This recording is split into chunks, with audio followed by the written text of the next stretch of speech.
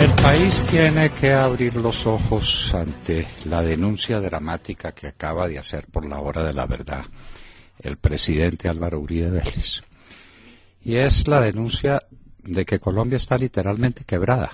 Esa es la realidad. Y decirnos otra cosa es engañarnos y mentirnos en balde. Tenemos un déficit fiscal gigantesco que vale por lo menos 3,5 puntos del PIB, es decir, está cercano a los 30 billones de pesos, que tratará de ser tapado con una reforma tributaria que agravará más la crisis de consumo que Colombia tiene. Pero además estamos padeciendo un déficit en cuenta corriente, como se llama técnicamente, que es el déficit de balanza comercial al que se le suma el déficit en la cuenta de invisibles, especialmente de inversiones que van y que vienen, porque recibimos inversiones y también tenemos inversiones en el exterior, pero además por esas inversiones que hemos recibido tenemos que girar el valor de los dividendos que las empresas respectivas produzcan, y eso vale 7 puntos estamos en el 7% del PIB, son casi 60 billones de pesos de déficit. Y tenemos otro déficit que es el de las vigencias futuras, lo que significa que ya estamos comprometidos económicamente a cumplir con unas obligaciones frente a las cuales los próximos gobiernos no tendrán otro remedio que decir de dónde voy a sacar el dinero para pagarlas. Entonces uno suma déficit y llega a una cifra sencillamente colosal que puede estar ya cercana a los 200 billones de pesos cuando hay un recaudo tributario de 120. Digamos las cosas por su nombre, llamémoslas como son, estamos quebrados. Esa es la realidad del país, estamos quebrados. Y aparecen todos los días noticias por las cuales vamos como deslizándonos entre insensatos o escépticos o simplemente indiferentes. El liquidador de Caprecom dice que después de 1 billón de pesos que ya recibió le quedan faltando 3,9 billones de pesos para pagar el déficit creado por un acto de corrupción sencillamente colosal. Lo único que cabe preguntar es quién se robó a Caprecom y quién se robó a Saludcop. Sabemos que el señor Palacino tiene inversiones muy grandes fuera del país e inclusive dentro del país, y aquí no pasa nada. El señor Palacino sigue tan rampante y tan campante viviendo en los Estados Unidos como un rey, mientras nos dejó semejante déficit trabajando con una junta directiva que tiene unos personajes que debieran salir a responderle a la nación. Aquí todos los días nos estamos encontrando hechos nuevos. Tenemos una situación petrolera gravísima, aún con el petróleo subiendo a niveles de 45 o 47 dólares, como se presume que va a subir en los próximos días, pero pues eso no significa nada con respecto a la realidad que tenemos. Además, porque producimos un petróleo pesado, un petróleo de mala calidad, y porque tenemos unos sobrecostos que no soportan otros países competidores con el nuestro, que significan unos márgenes pobrísimos que no representan nada. El presidente Santos recibió instalada una capacidad de producción de 1 millón de barriles y el mes pasado produjimos 910,000, 100,000 barriles menos. ¿Qué se hicieron? Se perdieron entre la ineficiencia, la falta de inversión, las presiones de las comunidades, todo el desorden que tiene la nación. La situación económica de Colombia es una situación desesperada. Ya la clase media no da más, pero puede estar tranquila, porque ya le vaticinan una reforma tributaria donde le van a subir el valor de los impuestos. A los sabios les pareció muy poco un nivel de 33% de tributación directa en el impuesto a la renta, que eso hay que subirlo porque hay otros que tienen un impuesto adicional, sin contar lo que es el universo general de tributación que el presidente Uribe reveló está en el orden del 72%. ¿Le parece muy poco o le parece muy mal a este comité de sabios que los que no tienen nada, porque el que gana hasta 3 salarios mínimos tiene una economía de supervivencia, es decir, sobrevive, que hay que ponerles impuestos para que la economía sea más transparente y para que se pueda atender el gasto social. ¿Cómo y de dónde una persona que se gana en Colombia menos de 2 millones de pesos puede pagar impuestos?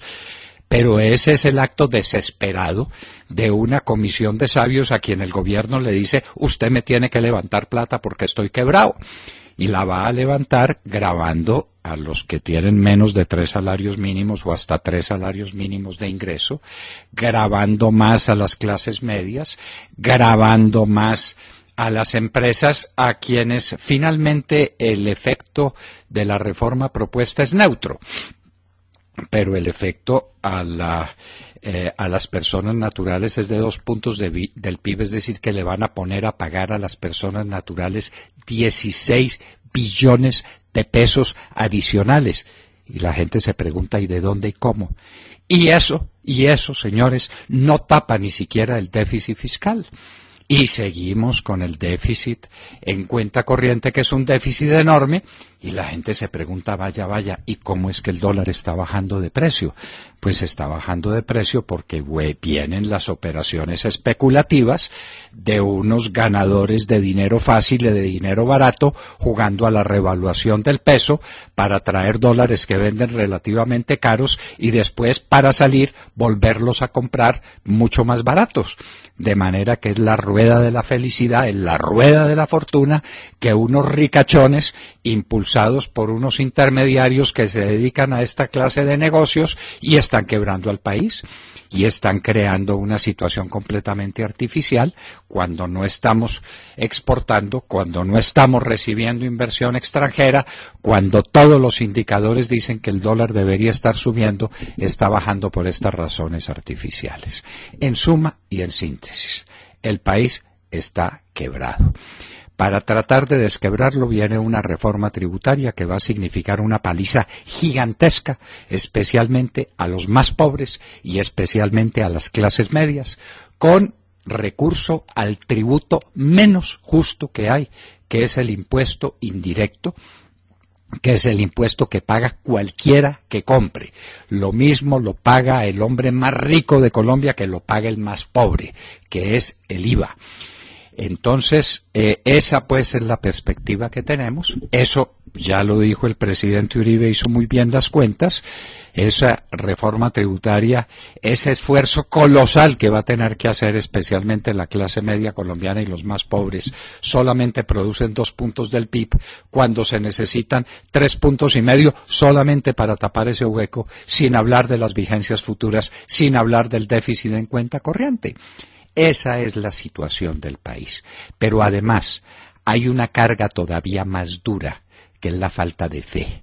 Los colombianos no creen en sus instituciones, no creen en el gobierno, al que le dan un porcentaje de favorabilidad del 13, del 12, del 10%. Es decir, apenas creen en el gobierno los que viven del gobierno y nadie más. No creen en la justicia. Qué dolor, qué pena.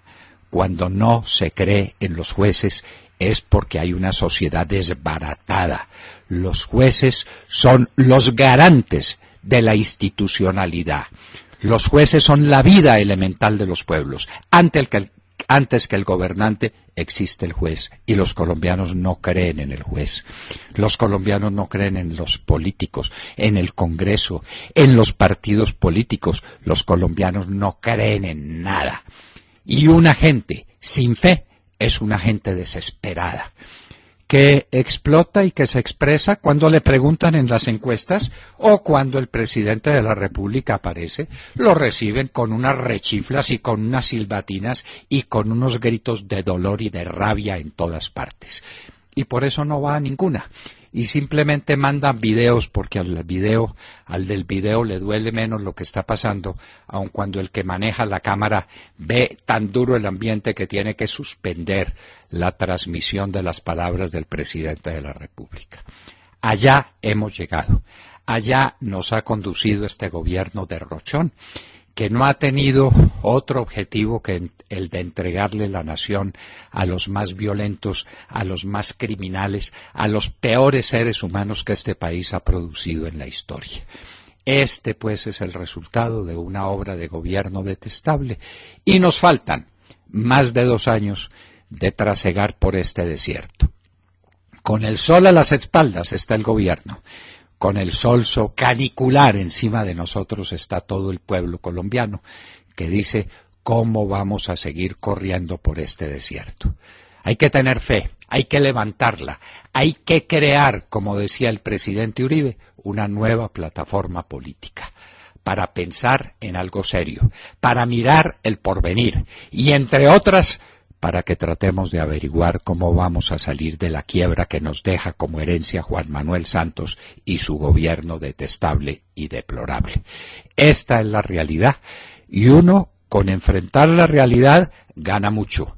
Mintiéndole a la realidad, lo pierde todo, porque no la enfrenta, porque no la conoce, y al no conocerla, no la desafía.